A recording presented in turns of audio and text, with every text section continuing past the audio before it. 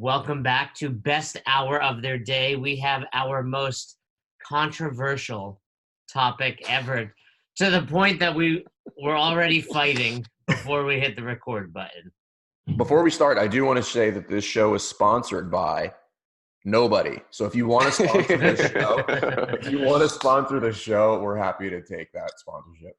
Funny you say that, because last week we kind of in jest put out there that the three of us will show up at your box for $10,000, all expenses paid, and one check gets us there. And we did have people reach out to us. We're talking to them. So I'd say that offer still stands. But like Fern said, if you do want to sponsor the podcast, get in front of dozens of people every week.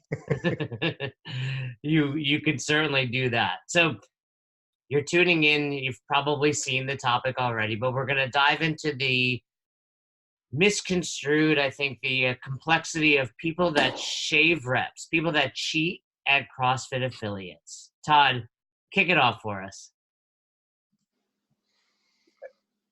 I think it's interesting. It's an interesting topic in general. I think it kind of relates back to the discussion we had a couple weeks ago around how important RX is, because a lot of that has to do with, in my opinion, what you value and emphasize at your gym. If scores are the most important things, then you're going to potentially find people that are willing to, cheat to win, evidently, because they're so caught up in what the score is. If you devalue the leaderboard to some degree, I think you end up having a little bit less of an issue with that within your gym. And that's what we've seen. It's happened in our gym. But it doesn't happen very often, and it's been with younger kids, in their early 20s or late teens that are a little bit more concerned with how they perform. But other than that, it's not really been an issue, and I guess maybe it's something that I just don't care too much about, so I don't allow it to be a big issue. Well, when you say you don't allow it to be a big issue, does it happen at Drive Fitness? Currently, it doesn't. Like I said, we've had a couple people that have done it in those scenarios previously when it has happened. I've approached both of them the same way, where I've grabbed the person after class and been like, "Hey, man, what's going on?" Asking the question of, I know you cheated the reps, and one was a younger kid. Like I said, he was in his early 20s. And when I brought that up, he was devastated. He was so embarrassed, and he was, he felt so bad about it. And it texted me, I think for the next couple of days, was texting me and like making sure that I didn't think any less of him or his character, or any of the rest of that stuff. And then there was another kid, similar age, same deal, and he just pretended like nothing happened and he didn't know. Just kind of played it off like it wasn't a thing. And he was probably our most chronic offender of the whole deal. And so then it would turn into, like, when he was working out, I would stand next to him and count some of his reps, and he'd like drop his wall ball and start to pretend like he was finished. And I'd be like, "All right, 14 more reps. Here we go. Pick it back up and get ready." So he'd know that I was counting, and I wasn't going to let him skirt with the issues there. Before Fern dives into his thoughts, which I think will be a lot more stern than either of ours, I would say, imagine you're looking at a pie chart of people that don't hit the appropriate reps in a workout. Let's take Fran, for example. We all know it's 21:59 thrusters and pull-ups. Someone doesn't do that. Often it becomes just very quickly misconstrued as that person shaving reps or cheating. But if you were to look at a pie chart, what percentage would you say are people that are actually cheating versus people that lost count versus people that realize they're going less reps, but in their mind they internally are scaling a workout? Because I do think there is a little bit of that. It's like, oh, they did 18, but in their mind they didn't purposely cheat. They just were like, I can't do 21, so I'm going to, we see that. So I think it's one of those situations that we've discussed in the past. We often just simply attribute it to this person's, has malice intent versus they're just dumb, or they just were soft and wanted to do less reps. Yeah, and I think that's a reason I do think it happens where either people scale down in the middle or people just go crazy in the middle of their workout and they're brain dead and they don't know how to count anymore. So I think that's one reason why I don't make it a big deal, and there's no point in calling somebody out about it, because you don't know the issue and you can talk to them after the fact, and more often than not, they'll let you know if they were like, oh yeah, I couldn't do all 21 of those reps. I only did 15 in the second round or whatever it was. And then you're like, oh, okay, cool. You weren't cheating. So something I don't need to be worried about. I've also had people that like literally do something that there's no way. Like I had somebody that was doing the workout at Annie, and they started with their 50 double unders and they literally did it in like 17 seconds. And I was like, dude, I'm not questioning your character, but there is absolutely no way that you did that many double unders that quickly. And he was like, no, I swear I did. And so after class, I was like, all right, do a set of 50. I'm going to count them. You count them. And then we'll figure out where we're at. And he like did a set and ended up breaking around 40. And I told him I was like 40, and he looked at me and he was like, that was 62 or something. So he just literally didn't know how to count double unders when he was doing double unders. There was nothing that he was doing intentionally. So I think that happens as much as somebody intentionally trying to cheat so they can put their name at the top of the leaderboard. Yeah, I mean, I think we've all been there where you're doing a movement, and I know for me, it's like when I start to count up, and then for some reason in my mind I try to count back down to like trick myself to make it seem easier. Or you're doing a movement that you kind of count a 1, 2, like a burpee. Maybe you count one down. I fuck burpees up all the count. It's exhausted, and I'm like, I go to the floor and I do one, and then like 40 or 50 are in, I'm counting both the up and down, and I'm like, I have no fucking idea what number I'm on, so I'm just gonna keep going until somebody else stops. Yeah, and we don't think Fern's cheating, right? You just that type No, of stuff happens. I think Fern's cheating. I definitely know Fern's cheating. No, I am. Yeah, I have to. I'd say he's scaling. He's scaling burpees. So Fern, what's your opinion now? I think I've been on both sides of this coin. One is the real harsh side of the coin, which is like, you're a shitty person. I question your integrity. This is probably how you live the rest of your life. And but now I'm a little bit more in the camp of where Todd's at, which is that doesn't really have any effect on me. If you want to do that, that's fine. Like it doesn't matter. However, I can't ignore the fact that it does affect other people in the gym, because generally, and you guys tell me in your experience, in general, the offenders of this is usually how you can tell, is they're usually, and this is kind of dumb, they're usually the ones who are talking shit. They're usually the ones pointing fingers to be like, ha, I got you today. And I'm like, no, you didn't. But, good on you, for trying. But it's funny because, like Todd said, like if you do this long enough, you just know how long things take. So I've like not even watched somebody do something. I've like started the clock and then turned around and this person has moved on. I literally saw them do nothing. And in my head, I said, that is literally impossible. Like it can't be done that fast. You just like a whole lot of reps off of that. And the other thing that I think is asinine is they're not even good at cheating. If you're good at cheating, you're going to cut 1 or 2. And I know this because I played collegiate athletics, and your job is to ride the line, right? Your job is to hand check a little bit more. Don't step out of bounds and don't say anything. Just keep playing. But when you cut 10, 12 reps out of a set of 50, I know. I don't have to ask you. Like I already know the answer because you're so far ahead of everybody else that it's just obnoxious. So, dude, I've experienced that. We once was running a level 2 seminar, and the day 1 workout was going down, and the workout had 21 med ball cleans in it. That was the first movement, the first round. That was what happened. So if you think about a class full of people doing 21 med ball cleans, do you think anybody has to break that up in the first round? No, you shouldn't have to. no. Shouldn't have to, right? And whether you're the height of Jason, which the cycle time is going to be quicker, or you're the height of somebody else that's normal human height. Normal human height. The cycle time is going to be roughly the same. At best, if you're really getting it and your cycle time is really, really quick, over the course of 21 reps, how many reps ahead are you going to be if you're the best person in class? 2? Yeah, maybe? 2, maybe 3. Maybe. we had a 2.5 to like 3 I seconds said, per rep. Like we had a guy finish like 7 reps ahead of everybody else in the first round of 21 reps, and nobody else broke it up. And so right then you see somebody drop their med ball and go on to the next movement, and that alerts your attention to the fact that doesn't seem right. There's no way that possibly happened. And then you just spot check a couple of the other reps, and you're like, oh, I see what this guy's doing. Well, so let me be clear. This episode wasn't about how to better cheat at CrossFit. Well, if you're going to do it, you might as well do it right. So I think the point is I think a lot of cheaters don't think people know. If you are cheating, I am here to tell you, every single person in the gym knows that. Right. Like, you are seen as the cheater.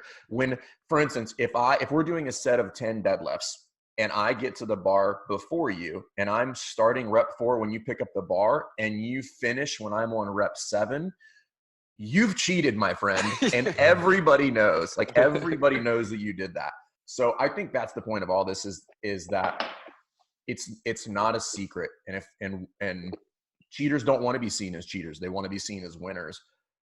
But what I'm saying is everybody knows you're cheating. It is not a secret. It is widely known in the gym that you're the person that fucking shaves reps. Okay, so we've established that. I think the listeners that cheat are now aware of either everyone knows or here's how you cheat better. Don't cheat on the first movement, right? Don't take off a ton of reps, 1 or 2 here and there, and then don't boast about it after, and then you can cheat a little bit better. But now let's assume the people that are listening are the ones that aren't cheating. Let's look at it from 3 perspectives. Let's look at it from a peer perspective. So you're just a member in class, because we get a lot of people that just hit workouts. We get coaches, what a coach's responsibility is, and then ultimately what the box owner's responsibility is. So let's start from the ground up. What should other members in the class be doing? Other members in the class should worry about themselves. Yeah. What somebody else is doing is completely irrelevant, right? You're competing against yourself and trying to be better that day. If you're so wrapped up in somebody else's score and somebody else's reps, you got way too much energy and time on your hands, because, you should be focused on you and figuring out how you can get better and not be so concerned about what anybody else is doing. That's my opinion with that one. Vern? Yeah, I don't think you should do anything, and have confidence in this. These are the people that always get smashed in the open. So just wait for your turn. Just wait for your turn. The day that somebody has to count reps for them, they suddenly have a bad day and they don't do very well, and they need to redo it during open gym by themselves, apparently. So don't worry about it. Or like, they're the ones that don't do well in comps. They're the purse that everybody's dragging around, so don't worry about it. It has nothing to do with you. Continue to train. Their fitness has no bearing on your fitness. Just worry about you.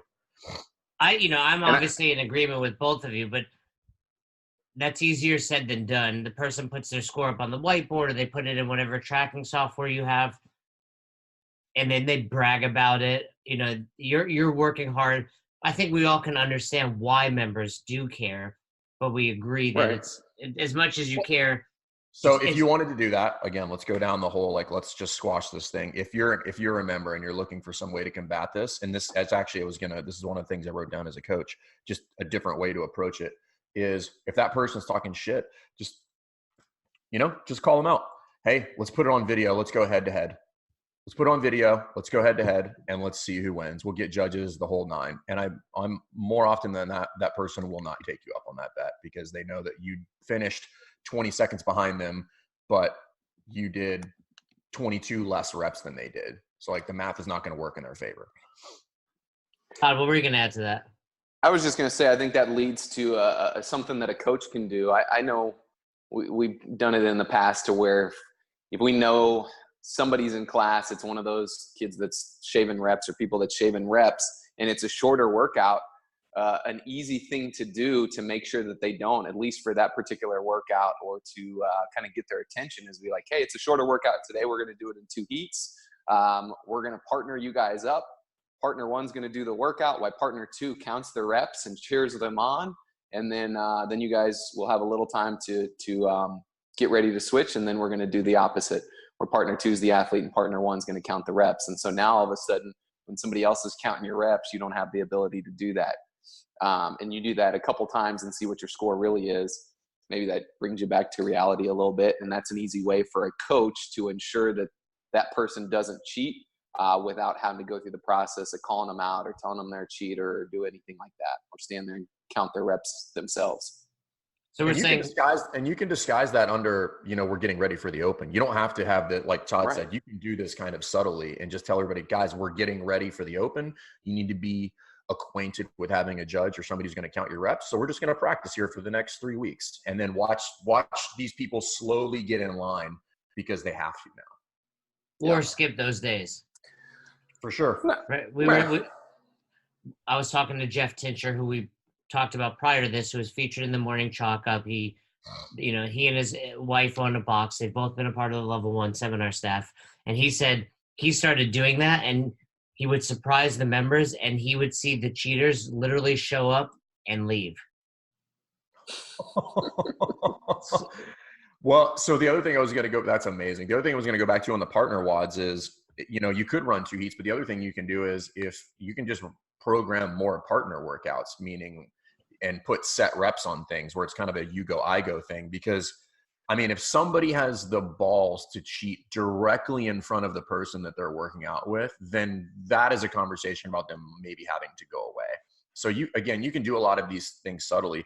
The other thing you could do is you can ask them to videotape their workout, but do it under the guise of like, I want to work on some technique and some strategy stuff. So just get the whole review it, and I'll tell you where you can make up some time or clean up some technique without having to say like, I want to count your reps. Because if it does turn out that way, you're looking at it like, hey, I'm looking at this, we can clean these things up.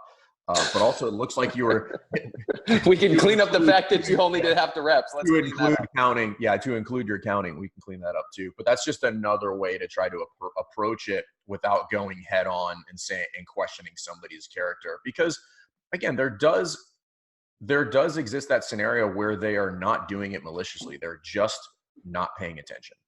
Okay, so I think we've really established some good kind of boundaries. Members, don't lose your mind about it, and don't say anything bad. You don't want to be the cause of drama. Bring it to the coach. You've given some solutions for the coach. I think it's broader for the box owner, which we should get to next. But let's take a moment, and we've established not everyone does it maliciously.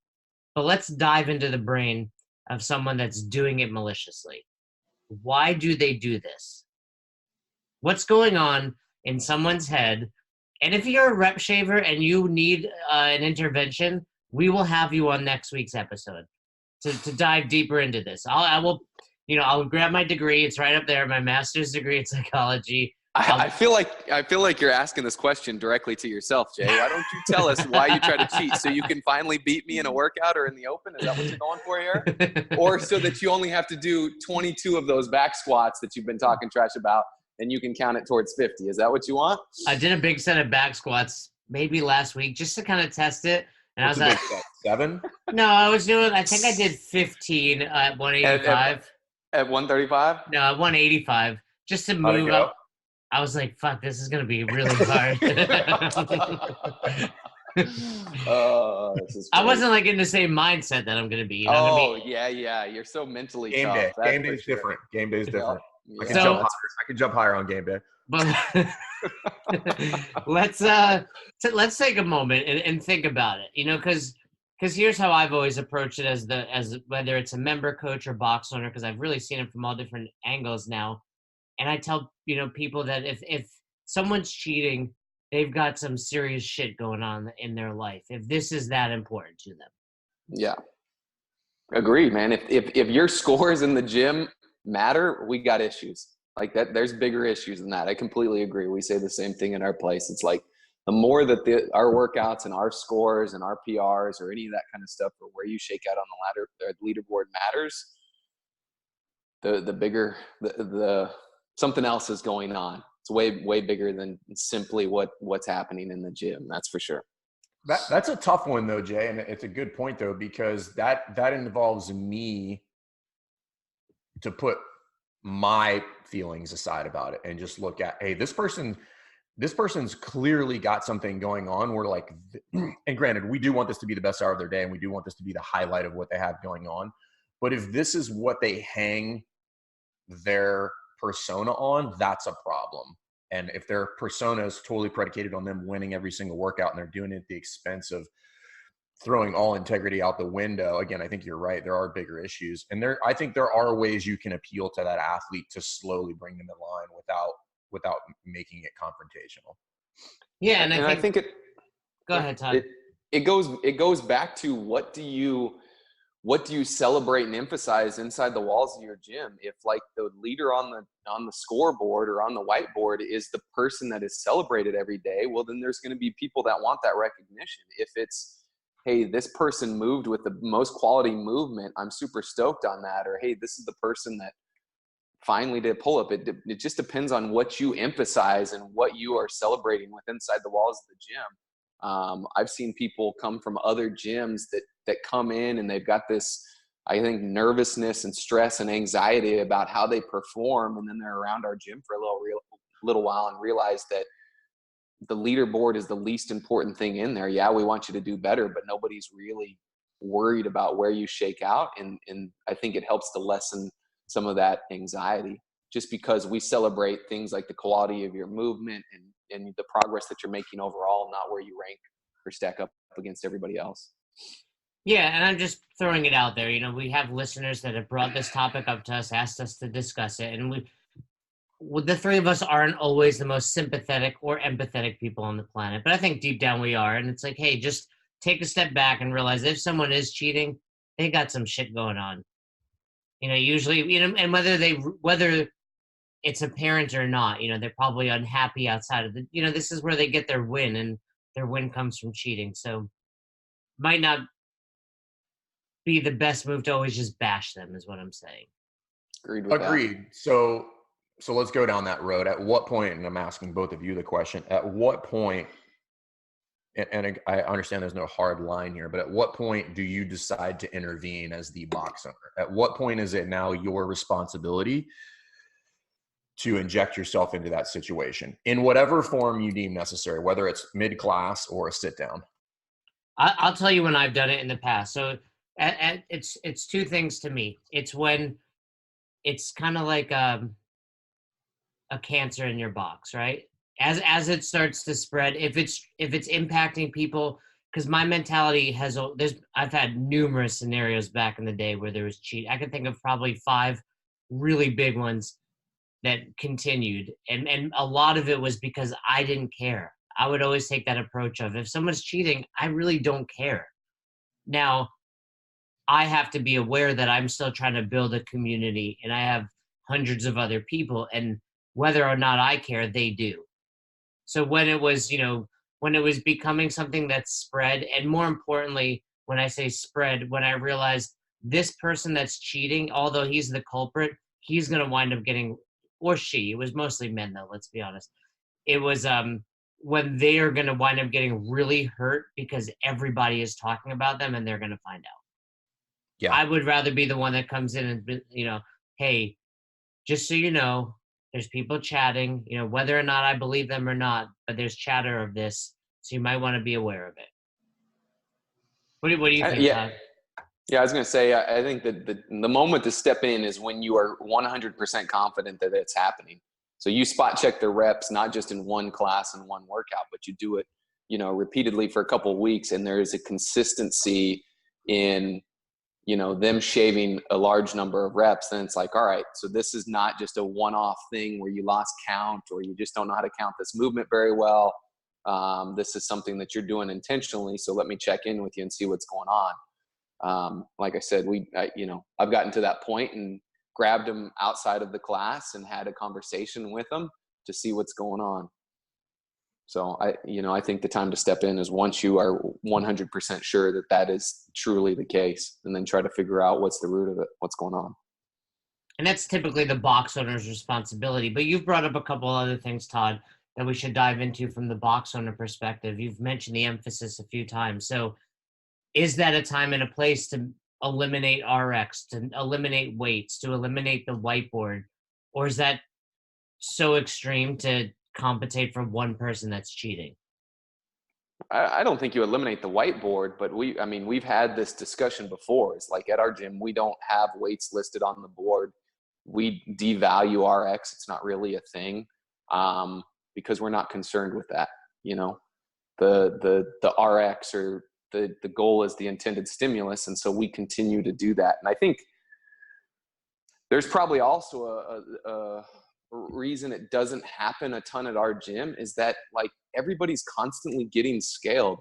Like, if it's a high volume workout, like, very few people are doing all the reps anyways, because, you know, we're giving them the proper number that's going to help them accomplish the stimulus of the workout anyways. And so over the course of a class of 12, 15 athletes, I mean, 10 of the 15 are doing something slightly different anyways. So once again, it doesn't really matter. We're not comparing apples to apples anyways. So I think that helps to eliminate people from feeling like they have to cheat to not finish last or to be towards the top of the leaderboard. You can still post one of the best times if you're scaled appropriately. And that's the way it should work, is to where everybody is competing for the best time. And if they're scaled appropriately, that competition is on par. Like, just because somebody did less reps or less weight, I still want to try to beat them, and that's going to elicit some intensity. And if we're all finishing in a similar time, then it just means that we're scaled appropriately anyways. Fern, would you make any changes to compensate for that? I think there's probably a way to do two things at once. Meaning, I can verify that this is actually happening and it's a consistent behavior, and potentially getting them in line with some kind of strategic things that you do within your class.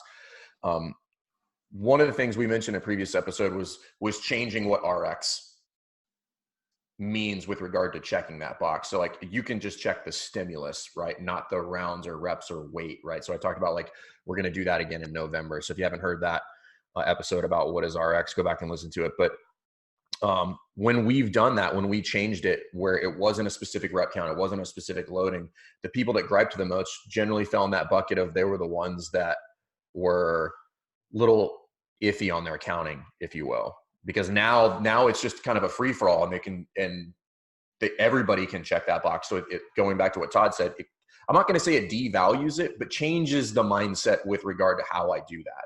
And it makes it much harder for you to cheat to the point where people care, because if I have 15 people in the class, they could all do 15 different things. And now nobody cares about what you got. Like, everybody's just like, okay, you hit the stimulus, good for you. The other thing you could do if you really wanted to verify this and force them is, you can change the programming a little bit, and you can use things like lower rep counts, or things like calories on the assault bike, the rower, the ski erg, where nobody's cheating on those. Because I just have to walk by, look at the screen, and know that it says 10 when it was supposed to be 12, and now I just have to ask you a question. It's also one of those things where it's much easier for you to count without being super obvious about counting. Because we all know that, like, basically past 10, it's really hard for you to count somebody's reps without being super obvious about it. But if I can program things that are a lower rep count, where it's really obvious that you only did 3 of the 5 reps to everybody in the room, you're far less likely to do that. People start to shave those numbers when it goes 15, 20, 25, because nobody's watching them do those reps. We're the only ones that know that, because I've seen so many people do that over the years that I know how long it takes you to do 50 med ball cleans, and it's not 35 seconds. So, yeah, I think something cheaters aren't aware of with coaches of our experience. I don't know about you guys, but I'll accidentally just be counting without even looking, just I'll be talking to someone, and I'll still be counting someone's reps, just from the years, I think, of personal training. And then also having that experience, like you said, we don't necessarily need to count 21 pull-ups, because we know if you're hopping off that bar in 10 seconds, you didn't do 21 pull-ups. Right. Todd gave a little story. Fern, do you have a good cheating story that you'd like to share? Not necessarily have a good story, but it's one of those things where it always gets exposed when it comes to the open. Every year, those people don't do as well as they've been doing consistently on the leaderboard in your gym every year. They were at the top, and now they're like middle or bottom, because they're not used to doing the right volume, hitting the appropriate intensity, and it comes out in the wash. And they're super bummed after the open, or now the open is stupid, right? Because they don't do very well. So yeah, but again, I've been back and forth on that. I have had to pull people aside. I have told people to leave. I've had competitive athletes who are really fit, and it didn't even make any sense for them to cheat, would come in and cheat because they just wanted to be, the big dog in the gym. And those were people that really rubbed me the wrong way. And this is probably the more aggressive Vern, however you want to, where I would just count their reps out loud because you came into my gym and just immediately tried to piss in my face, right? It's just like you came in, you were grossly miscounting and then telling everybody how great you were, at which point now I have to come in and squash that because now I'm protecting the community because you're trying to come in from the outside. If this is somebody who's been with you for a while, I think that warrants a little bit softer approach. Yeah, I think like you've said, it's typically, I had numerous athletes that when they were cheating, the open would come around and they were hurt all of a sudden. It was one of those scenarios. But I think one thing we've nailed is, as a box owner, it's important to address if it's impacting the entire community, but you can handle it in a soft manner. Actually, I do have a story now that you bring it up. All right, let's hear it. This is that same one. And I had a pretty competitive athlete come in my gym. This is probably maybe two years ago, and consistently cheating. I mean, really obviously. And again, it was stupid because he didn't need to. He was crazy fit. And so I watched it and I watched it and I watched it. And it was getting to the point where it was really obnoxious. So like in one workout, it was like a 20-minute AMRAP. I think I called him out like a dozen times for the wrong rep count. Never came back. Just left. Literally never walked in the door again. And everybody was just fine with that. Well, like we've said, if someone's cheating, I've always said they've got far deeper issues than I can handle. And I can tell you there won't be any cheating when I hit 50 back squats in a couple of weeks. Yeah, because it's not going to happen. Mostly because Todd's going to be counting the reps very loudly, I'm sure. And I'm going to be crying just with laughter, falling to the ground. Well, I'm excited about it. I think we've summed it up. I know it's one of those areas that people kind of want maybe a hard and fast rule, but there isn't one. There really isn't one when it comes to rep shavers, other than doing your best to not advance the situation. Yeah. Nobody wins if it turns into a big deal. If you call them out in front of the rest of the class or something like that, that's just not a good experience for anybody. Nailed it. All right, guys. We've wrapped up a controversial topic in rep shavers. And if anyone listening has feedback for us, hit us up and we'll be happy to address it in next week's episode. Cool. See you. Improving your life or achieving your goals can sometimes feel like climbing a mountain. On the Tiny Leaps, Big Changes podcast, host Greg Clunas gives practical tips and advice to help you build momentum towards accomplishing the seemingly impossible. Each episode provides research-based strategies or firsthand experiences on topics like mental health, fitness, nutrition, finances, career, and relationships. You can listen to the Tiny Leaps Big Changes podcast on Spotify or wherever else you listen to your favorite podcast.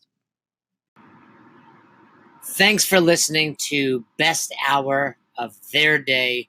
If you haven't heard about Anchor, it's the easiest way to make a podcast. Let me explain. First of all, it's free. How cool is that? There's a creation tool that allows you to record and edit your podcast right from your phone or computer, so it becomes super simple. Some of these episodes with Fern or Todd or myself chatting with one another, we've done right within the app itself. Anchor will make it easy to distribute your podcast to all platforms, Spotify, Apple, and many more. And you can make money from your podcast with no minimum listenership. It's everything you need to make an awesome podcast in one place. All you have to do is download the free Anchor app or go to anchor.fm to get started today. Thanks again for listening to Best Hour of Their Day. We hope you enjoyed this episode. And if you did, one more time, please leave us a review on Apple Podcast and send us any feedback you have to @besthouroftheirday on Instagram and besthouroftheirday@gmail.com if you want to shoot us an email. We appreciate you. Thanks again. Have a great rest of your day.